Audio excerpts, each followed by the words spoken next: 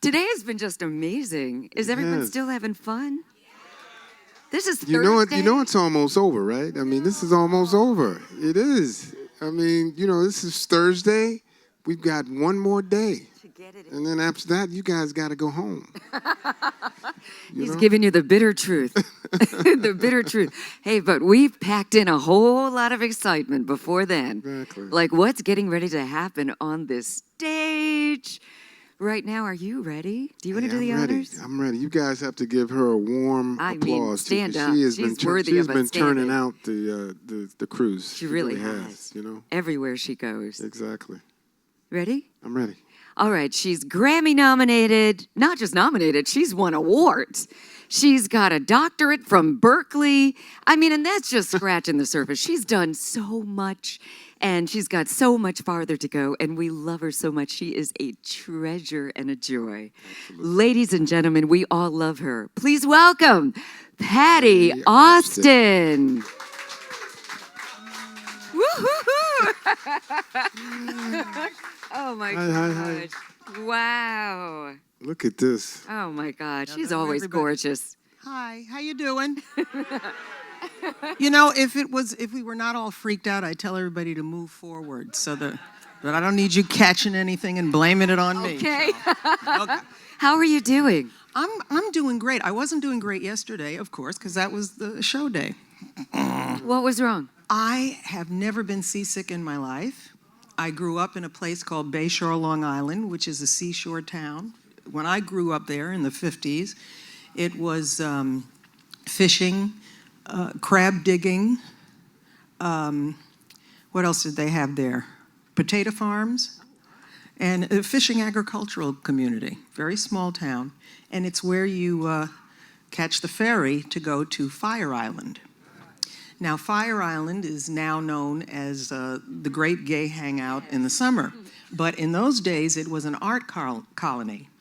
And everybody from Hemingway to, what's his name that writes the Addams Family or wrote the Addams Family, he lived there. Maybe about 20 families lived on the whole island. And my parents, who had moved from Harlem because they were broke and figured it would be cheaper to be broke in a little small fishing farming town. And my mom had bought herself a little broke down cottage with her tip money that she saved up for years. So they said, let's get on the back of a watermelon truck in Harlem and move to Bayshore. And our neighbors ran the ferry boat. And my parents decided to start a cleaning service. So they used to clean houses on Fire Island during the season. There was one prerequisite for hiring them, that they bring me along because they never wanted me to have a babysitter. They tried it one day and they both freaked out and they said, oh, no, we can't do that. So I would go with them to Fire Island and hang out all day while they took care of people's homes, open them up for the season and make their homes lovely. So when they walked in for the summer, they would have everything laid out. And because I was a kid with a great imagination, I assumed all of those homes were ours, and that the white people that came in later in the day were visiting us. So, You gotta love that. You gotta love it. And a really weird story, because my life is full of them.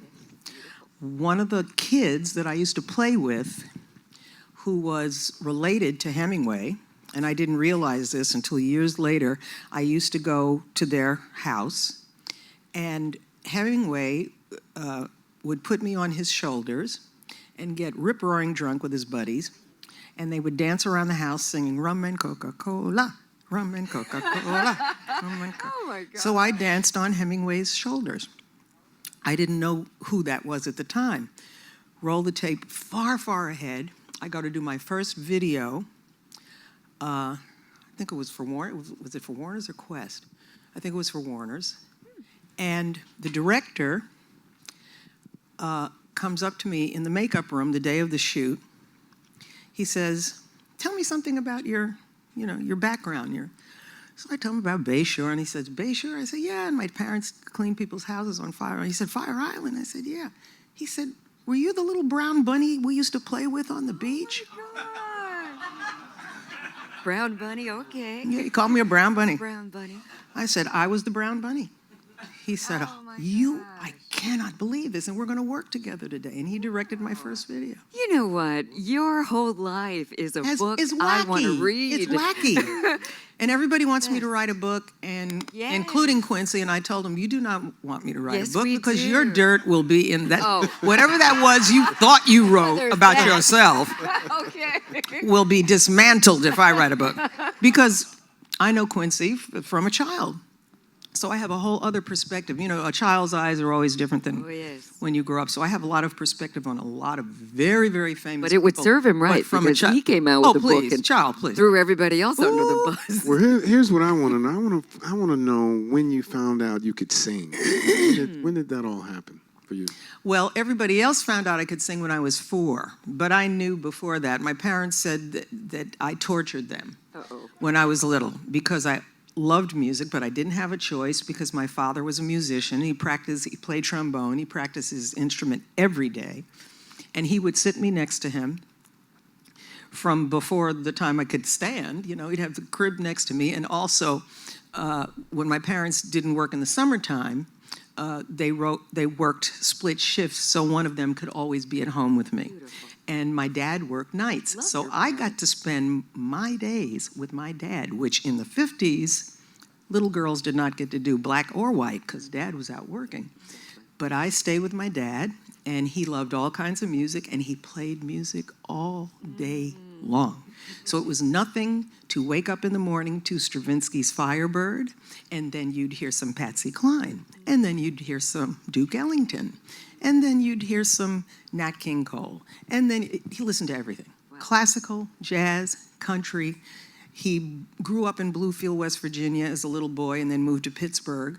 So he loved him some country western music, you know, folk music. He loved it all. Probably a big reason why no one can really pigeonhole you. I mean, some would say that's been a problem. She's a jazz singer. No, she's an R&B singer. No, she sings pop. Well, I like to say I sing music. Yeah. You know, and I hate the categorization of music because it's like race. There's no such thing. There's only one race. It's the human race. Everything else is a construct of our Caucasian friends, and we'll talk about them later. They run through my blood system, so I can talk about everybody's ass. Oh yeah, I got something for everybody's ass. 'Cause my mother's mother is Swedish and Finnish, and in what they call Scandinavia, and there's a battle there about whether or not they're Scandinavians, but the Swedes hate the Finns and the Finns hate the Swedes. For some reason, all of the people in my family decided to mix it up long before they had us on TV and commercials. Have you noticed that? Yes. With each other and everybody, yes. We've come a long way. Well, we have, but there's a thing up underneath that that's interesting. But so my parents, my father's mother is Irish and Blackfoot Indian and African American. Wow, beautiful. And his father was just all the guys in the family, just brothers. We just, straight up brothers. Okay. That's it. So I'm getting a little mixture of everything all the time. But so anyway, my folks were in Bayshore, Long Island, working split shifts, hanging out with my dad. He's making music. My parents told me when I was between 1 and 2 years old that they could never get me to go to sleep at night until I heard there was music that used to be played, a song called Syncopated Clock. And maybe if you hear it, you'll notice da dum bum bum bum bum ba da ba dun dun dun dun da da da da da da da da da da ba dun dun dun dun dun dun dun dun. She's like conducting because she knows it. That's a game show, isn't it? Is that No, it was like what they played at the end of the day on TV before they played the national anthem. And my parents said I would pull myself up over the top of the crib and go like this. And so that was really the beginning. Then, when I was 3, my mom used to go to the local Woolworths because she'd make all my clothes. So she would go to get fabric and thread and that sort of stuff. And we would go, and they had Muzak in the store. And I knew all the music because my dad's playing everything all the time. So whatever music would happen, I'd be jamming. And my mom would say, okay, I'm going to go over here to the fabric department, and you stay right there. Can I stay in the toys? Stay in the toys. And inevitably, when she would come back, I'd have 4 or 5 people standing around me, and I'd be working it. Just working it. So that's when they had an indication, there's something going on. And my mom grew up in Harlem. And as a result, she's living out in Bayshore. When my parents first moved there, they didn't have money for a car. My dad worked at the post office in Manhattan, so he had a bicycle. So he'd ride his bike from the house to the train station, do his gig, come back, ride the bike back home. And so they were just, hanging out in Bayshore. But when they were able to afford a car, my mom said, I gotta see my peeps. Sorry, I cannot be out here in the country with the podunks all. I need the city. So every Sunday, we would drive into Manhattan. We'd get there early in the morning. We'd go to Abyssinian Baptist Church in the morning. We'd have a picnic lunch in Harlem on this big, big rock that, of course, I thought was my rock. I should tell you I'm a Leo, so that's how we roll. So, yeah, we're obnoxious lot. But We love that about a disgrace to astrology. But we would go to this big rock, and there's our rock. And we'd lay our blanket out, and we'd have a picnic lunch, which I thought was the greatest thing. And we'd have a picnic lunch because my parents were broke. So whatever they could pick out the backyard, some dandelion greens, whatever that was, my mom could make a meal out of a thimble. And she would create a feast because they didn't have money to go to a restaurant. And then we'd pack up the basket, and we'd go to the Apollo. Every Sunday we did this till I was 7. You could not get away from this career if you tried. No, that's what I'm saying. I didn't have a chance. But the fact that you are a Leo, that did kind of explain a lot. Yeah, I have to shorten the story. No, I love the stories. I live for the stories. Yeah. And in fact, I wanted to ask you, when did you know you had this gift? Were you always like this? Because you're thoroughly obnoxious in every way. Not all the obnoxious, time. but No, when just precocious. Miss Let's say Patti precocious. Austin Very is precocious. on the stage, I come to hear you sing, of course. Right. But I'm also there for the stories. And it's masterful the way you kind of weave them all, because you'll tell a story about the song you're getting ready to sing, but it fits so perfectly. Well, I was telling Tony backstage that the show that I'm doing here took me a while to create because it's not the original show. Of course, I do my hits because that's what people want to hear. So we do that. And I keep waiting, I must tell you. I have these little private moments in my head before I sing Baby Come to Me or How Do You Keep the Music Playing or Heat of Heat or any of those songs where I say to myself, is this the night that I'm going to be really tired of singing this song? Hasn't happened yet. So that tells me how fabulous that material is. And to be attached to it and to have writers think about you when they're writing a piece of material and to tailor it. It's like wearing couture, I'm singing couture songs that were written for me to sing. So the excitement to sing those songs has never gone away. You'll know if it does, because it'll really sound bad. So, but so far so good. She's tired of this. Well, tell me, Right, tell me she's this. tired. Tell me this. When we were backstage, you were telling me a great story about, your German manager. My or your German agent. manager, And Catherine. I want to hear your German accent. You Put an want to hear the on it. accent? I do accents from around the world because I work around the world. Catherine Myers, whose father managed Ella Fitzgerald many years ago in the 40s in Germany. So I would go to Europe and do my shows, and I would do very little dialogue between songs because I figure who's going to understand what the hell I'm saying? I got a German audience one night, a Swiss audience the next night, an Irish audience. Well, they might get it, but you just don't know. So I would just do the music, and I figured that would be enough. And Catherine had never seen me do the show that I do in America. She happened to come to the States, and she came to see me do one of my shows where I do lots of talking to the audience, and they're talking back to me, and we're just having fun. We get backstage at the end of the show. She says, "What are you doing?" I said, "What do you mean, what am I doing?" She says, you are talking and they are laughing, and it is wonderful. What? Why aren't you doing this when you're in Germany, when you are in Poland, in Ukraine, with Russia? Why don't you do this? I said, because nobody's going to know what I'm saying. She said, they will know. I said, but what if they don't speak English? She said, many people in Europe speak English, and the ones that don't, the way you tell the story, they will understand. Said, well, okay. So,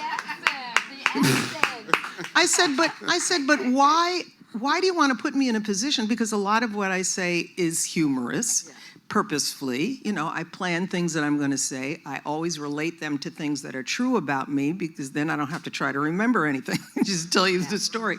And I always have silly stuff happening in my life, so I just share it. And I said, but it's terrible to tell something that you think is going to make everyone laugh, and they look at you like this. It's like, it's death. Yeah. She said, try it once for me. Honey, those suckers got the jokes before y'all get them. Oh. I was like, okay, well, the show's a half hour longer now. And that's when I started telling stories in between the songs everywhere I go, and it works. People love it. Personality, I mean, you sing just beautifully, and your personality is just as beautiful. Thank you. And but she made me combine the two energies. Your favorite songs? Yeah. What would you say? What your favorite? I hate that question. It's like to a mother. And who's your favorite child? See. Well, I love Johnny much more than Susie. I didn't like her when I saw her the first time. Johnny's my kid. No, it's just, there's too much out there, and I guess that's a Leonian trait. There's too much to love. So there's just, and so much music from so many different genres. You just did me the way you said you did my father. All the time. I used to beat him up. He'd ask a question, and she'd say something like, whatever, and you explain that to me. Well, yeah, Dad would just look at me like, why? Okay. Why? Why am I here with this woman? I could have been here with Gladys Knight. She's so much nicer. Jeez. I used to just tease him so bad. I'm sure he never forgot. No, he didn't. But I think he loved it, because I just wanted to give him, how many shows did he shoot a day? Sometimes he would do 3 shows a day, so he's dealing with everybody, Absolutely. He's got acts up there that have done this for a long time. They're very poised. And he's got other acts that just had their first hit, and they're kind of like, yeah, man, that was great. Oh, God. Exactly. And he had to make them look good. So when he saw me, it was like, here we go. It's bad. No, I had to compliment her on her dress. I mean, her Chico's ladies. Her fabrics. Chico's. Today and during the show. Ain't too proud to wear Chico's. Always fabulous. Her natural hair, her, whenever we see you, you look so put together. It's kind of part of my fun. I went through a phase where I felt guilty about trying to be clean all the time. And then I said, it's kind of fun. It's fun to dress up. It's fun to dress down. It's fun to think about it and put it together. Because for me, it's a means of expression. I recommend it highly. Don't just go in your closet and pull something out. Pull something out that feels like you feel that day and express that. And people will look at you and go, ha-ha. Everyone doesn't have that Leo flair, though. Well, but you can learn it. I didn't come out the womb going, oh, my God, I can't wear that. Not that diaper again. Not again. Let's accessorize. It's not how it works. You learn these things. Well, and also, Dinah Washington's my godmother. Dinah's closet would change your life. Honey, she dressed her butt off. And Dinah was, by today's standards, a big woman. And that meant nothing to her. She just looked fabulous all the time. As a matter of fact, I think there was a time in my life that when I gained a lot of weight, that part of it was that was my aesthetic. I thought that's what was beautiful, because all the women that I knew that I was close to were big women, and they were slamming. They walked in a room, and they took the room over, and there could be the finest looking heifer on earth standing right next to them. Everybody go, get out the way. Girl, you better dress. So that kind of got planted in my head. And also working on TV when I was a little girl, 4, 5, 6 years old, I was doing TV series and all. And back in the day, every show had a wardrobe department and a fabulous wardrobe mistress, which they now call a stylist. Right. Well, all of those people taught me how to put stuff together. And the rules never change. The fashion world may tell you that they do, but they don't. There's just things you don't do if you're short. if you want to look elongated. There's things you don't do if you're tall and you don't want to look like a giant. There's things you don't do if you're wide. Don't be wearing no horizontal stripes unless you feel that way that day. But people will say, she looks twice as wide today. You don't want to do that. That's what you're going for. Yeah, Go for it. yeah, go for it. But there are rules and standards, and I find that they last forever. And forget fashion. You create your fashion. You create your look. Because there are a lot of fashion victims out there. They go through Vogue and Harper's Bazaar and they say, okay, that's fashionable. I'm going to wear that today. No. Wear what makes you look amazing. And what's your take on the music business today? There's your answer. There's your answer. There's your answer. I need not explore. Well, I talked about this earlier for anybody that showed up earlier. Which was amazing, by the way, the women's seminar. Oh. Well, thank you so much. But because we've changed the way we find talent now, because of American Idol and The Voice, we have people applauding riffs and notes, and wow, she sang that bridge really good, and clapping in the middle of your song. I'm trying to tell a story. I know you love it, but can you wait till I'm finished? But now it's like you're watching an athletic match. Oh, she did a double half curl on the balance beam. Yeah. And you're singing and I know, from 8 bars before, everybody's applauding. So that drives me nuts. And that's happened because of what's happening on TV. And talent is being picked online because everybody's trying to be seen online. And a lot of people get seen and discovered and promoted. And so it's kind of changed the way that we discover talent. Now, the part of it I love is that the door is open for everybody. The part of it that I hate is that the door is open for everybody, if that makes any sense. Because it's the level of competitiveness is insane now. There used to be at least a little bit of a sieve that you had to go through to make it. Now they literally hire people at record companies to look online all day, all night, hunting down talent. And the dangerous thing about that is a lot of the people who have incredible talent have no knowledge of the business. And so they get in the business, they become hyper successful, which is something else I guess we haven't had since Michael Jackson, although no one has been able to match his sales or whatever was going on with him at the time, because the industry has become very fragmented because of the internet. And it guides everything. You got 5 million, you walk in to talk to anybody in the business now and they go, well, how many followers do you have online? Well, Hitler had a lot of followers too. Oh. So, what are we talking about? 5 million people took 2 seconds out of their day to go, oh, she's great. Well, now the record company leaps in and grabs you out of your civilian existence and pumps you out there.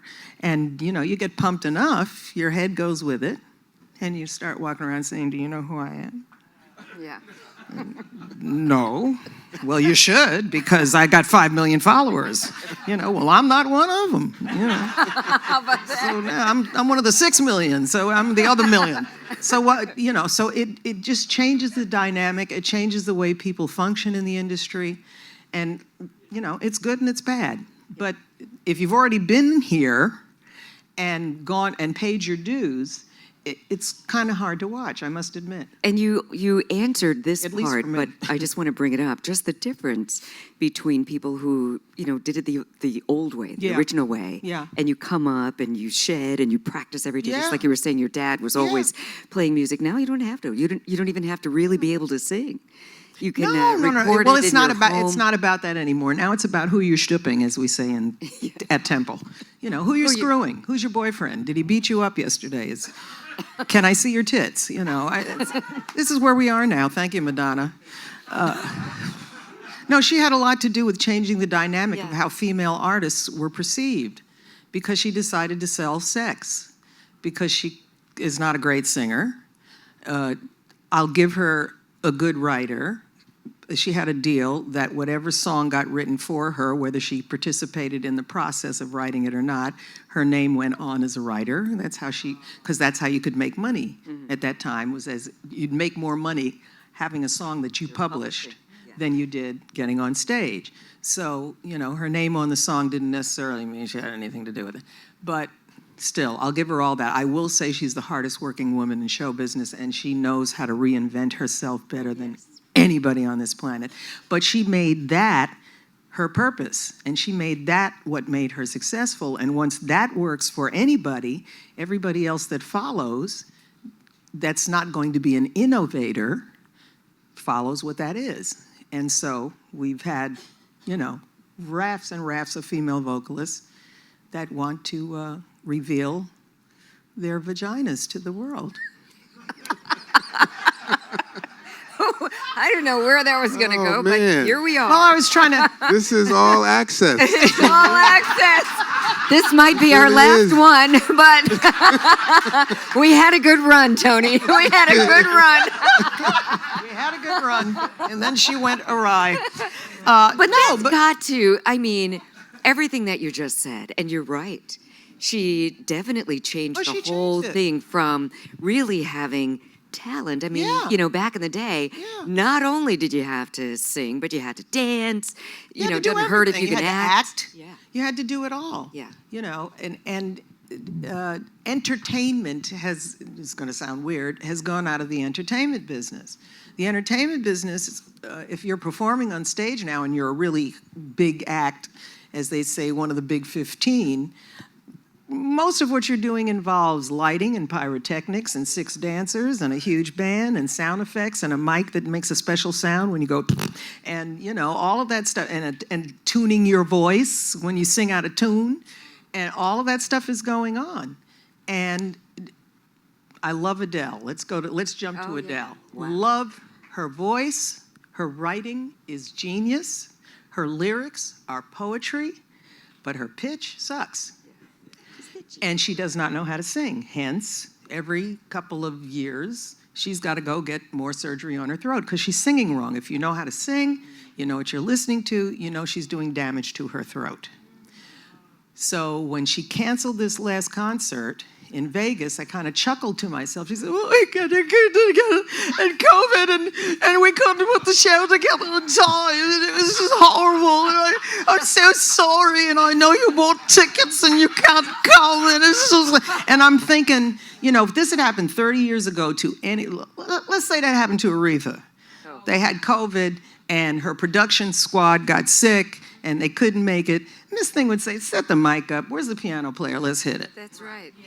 She doesn't need all that to get over. Real singing. But the singers now need all that to get over. I don't know too many that don't. Although, good news, there's a new crop of people. You got people like Bruno Mars, who's a genius, who knows, pardon my expression, knows what ass to tap. You're never going to do...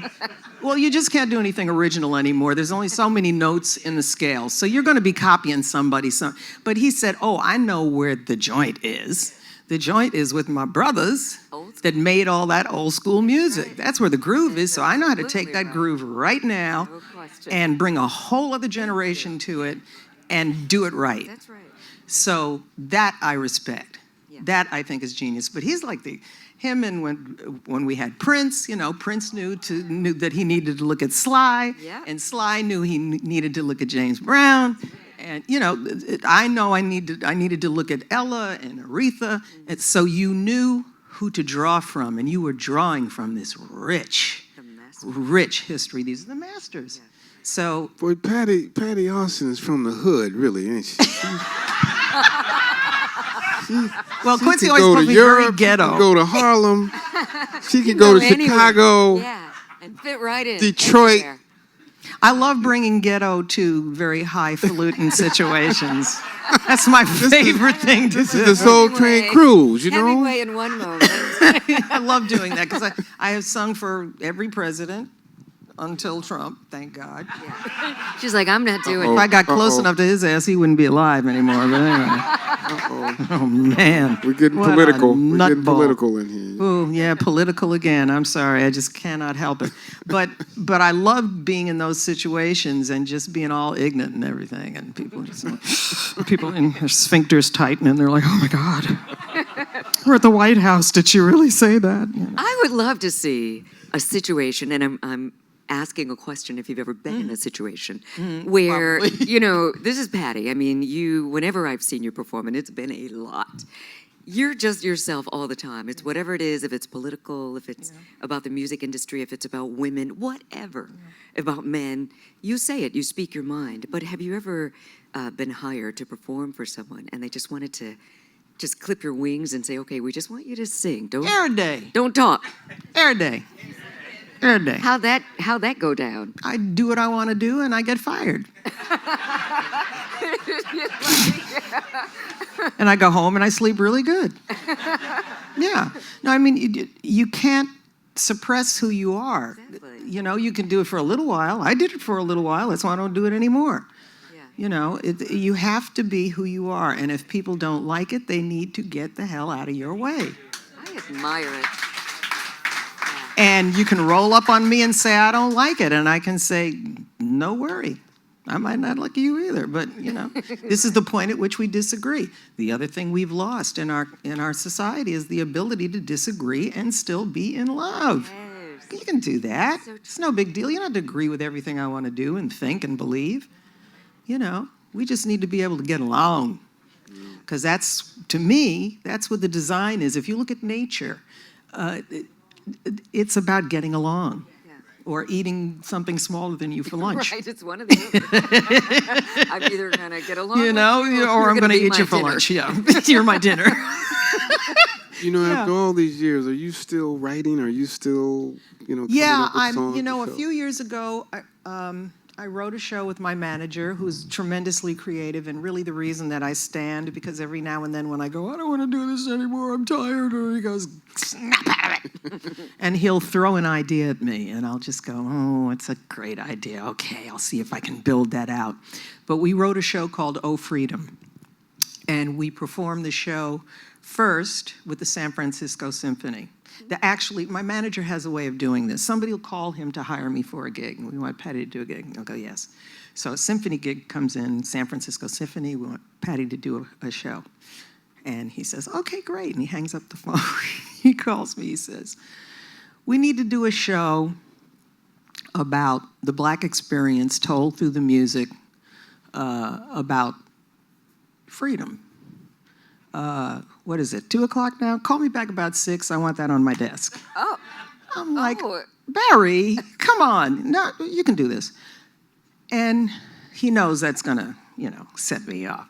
So I start writing something. So we put this show together. We did it with the San Francisco Symphony. Now, it was a fascinating experience because the San Francisco Symphony thought I was going to come in there and just do like some regular songs. And we come in and put this show together about where we came from as a people and where we were up to that point and how music was influenced by whatever happened to us as a people. Mm-hmm. Gospel, blues, all of this came from our loins and our journey and our struggle. Always comes out in the art for Black folks. And so we put the show together. The show started with, we had a 50-piece orchestra, symphony orchestra, San Francisco Symphony. We had 8 background singers, 50-voice choir, and a narrator who did the most amazing Martin Luther King, I Have a Dream imitation that you've ever heard in your life. You would think you were standing in the room with him because we had a segment of the show that went to that.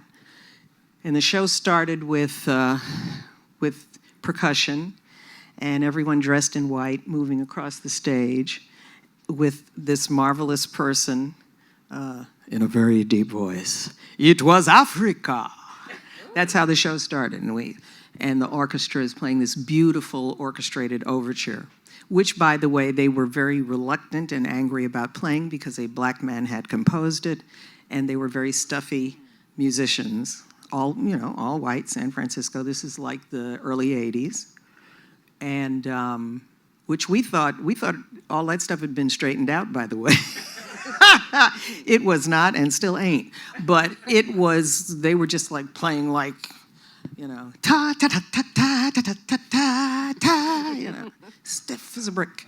And they had to play. There was a part in the show where we go into the Renaissance in Harlem, and so I did a medley of Ellington tunes, and they had to play, and also there was a little bit of Charlie Parker and a little bit of Ella, and they had to play some funky stuff. Yeah.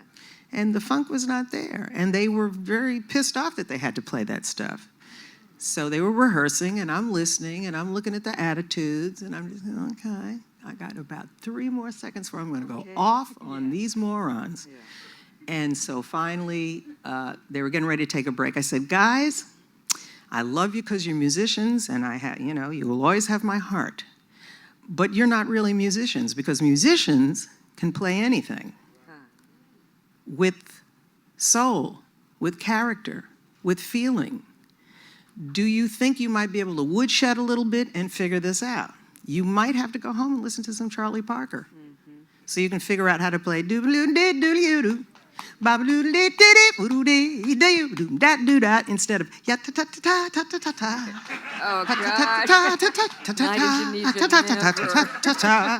come on. I said, Winton ain't having these problems. What's wrong with y'all? He can play your stuff, his stuff, my stuff, anybody's stuff. That's what a musician does. Well, everybody tightened. Just before the show, you hear guys, horn section. I say, yeah, okay. And I walked by him and I said, don't that feel better? Wow. That feels better. Let the soul get in there. Yeah, let it get in there. Be one with it. This is how we grow with each other. This is how we do it. You've got to share. You've got to bow to whatever is excellent. Excellence comes from everywhere. You cannot shut yourself down because I don't like black folks, and I don't like Swedes, and I don't like. No. This is music.